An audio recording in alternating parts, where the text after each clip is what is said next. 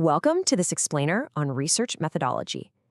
I've spent years designing research, and if there's one thing I tell every single one of my undergraduate and graduate students, it's this.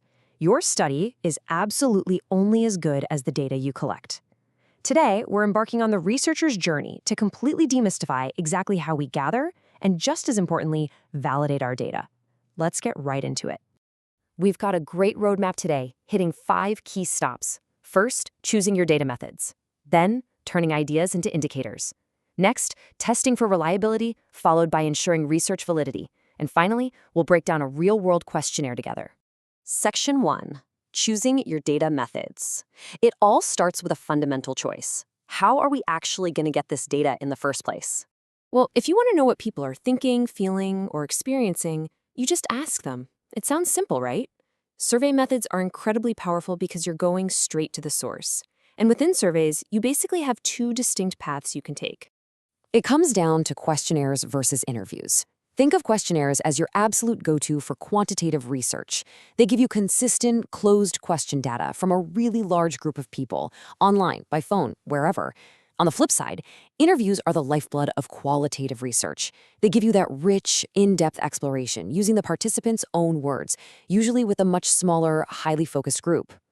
But hey, what if you don't want to rely on what people say they do? What if you just want to watch what they actually do? That's where observation methods come in. You're gathering data completely unobtrusively. You can do this quantitatively, like systematically counting specific behaviors you've decided on in advance, or qualitatively, by writing out these really rich, detailed descriptions of everything relevant unfolding right in front of you.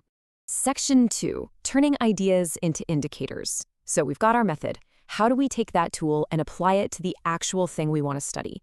We need a bridge between our theory and our practice. And that bridge is a beautiful concept called operationalization. As researchers, we almost always start out with these broad, abstract, honestly kind of fuzzy ideas. Operationalization is the disciplined act of translating those fuzzy concepts into concrete, measurable indicators that your tool can actually capture.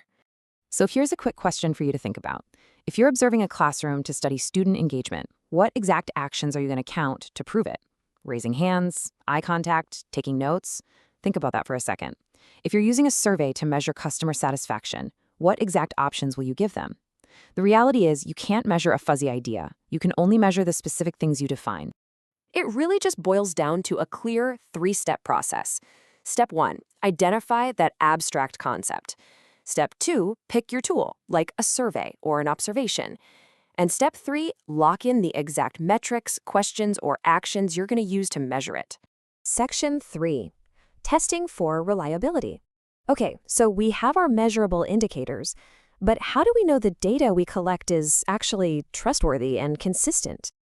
Before we get into the weeds, we absolutely have to nail down the bedrock of research quality, the difference between reliability and validity.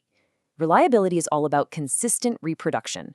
Basically, if I repeat this test over and over, will I get the exact same result? Validity asks a much tougher question.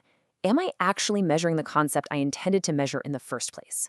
Let's tackle reliability first. According to Scriber's methodology experts, there are 4 specific types of reliability you can test for. Depending on your tool, you might need to check for consistency over time, across different raters, across different versions of a test, or even within the test itself. First up is test-retest reliability. This one's pretty straightforward. If you want to know if time throws off your tool, you just give the exact same test to the exact same group of people at 2 completely different points in time. Then you check the correlation. If the results line up perfectly, boom, your tool is highly reliable over time. Second, we have inter-rater or inter-observer reliability. This is absolutely vital if you've got a team of researchers out in the field gathering data. You have them observe the exact same thing on the same sample. High inter-rater reliability simply means everyone on your team is scoring or rating what they see in a very similar way.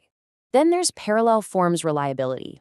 You'd use this if you have 2 different assessment tools that are supposed to measure the exact same thing. To test it, you create a massive pool of questions, split them randomly into 2 tests, and give both to the same group. A high correlation tells you both versions are equally effective.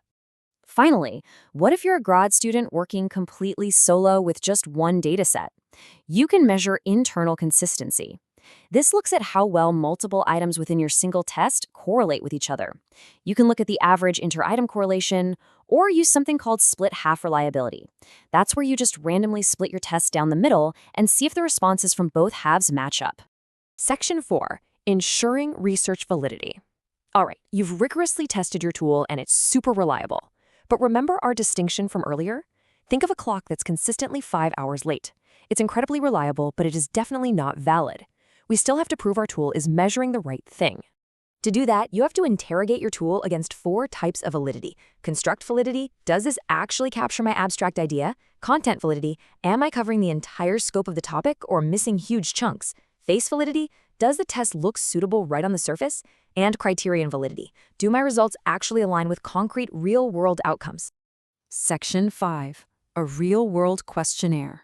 Theory is great, but let's actually put this into practice and see how a researcher builds a tool from the ground up using these exact principles.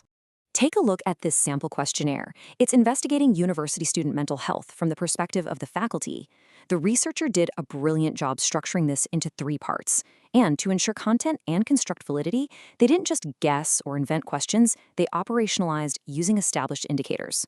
Part 1 uses 15 specific items on warning signs pulled straight from a 2014 study by Barr. Part 2 uses a 1 to 4 scale on awareness, based directly on World Health Organization parameters. And Part 3, they use open-ended qualitative questions to capture the nuanced details of faculty interventions. It really is a perfect blend of methods. And as the research design for this study explicitly points out, before this researcher can gather a single piece of real data, this freshly crafted tool has to undergo a rigorous validation process. Every single item gets scrutinized to ensure it's doing exactly what it's supposed to do.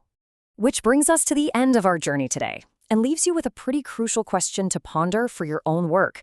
As you step out of this explainer and dive into your own research design, just remember, the impact of your discoveries entirely depends on the strength of your foundations. How carefully will you choose, operationalize, and validate your tools? Here are the references used in today's explainer, fully formatted in APA 7th edition. I highly encourage you to dig into these Scribr resources by McCombs and Middleton to master these essential methodological concepts even further. Thanks so much for joining me, and happy researching!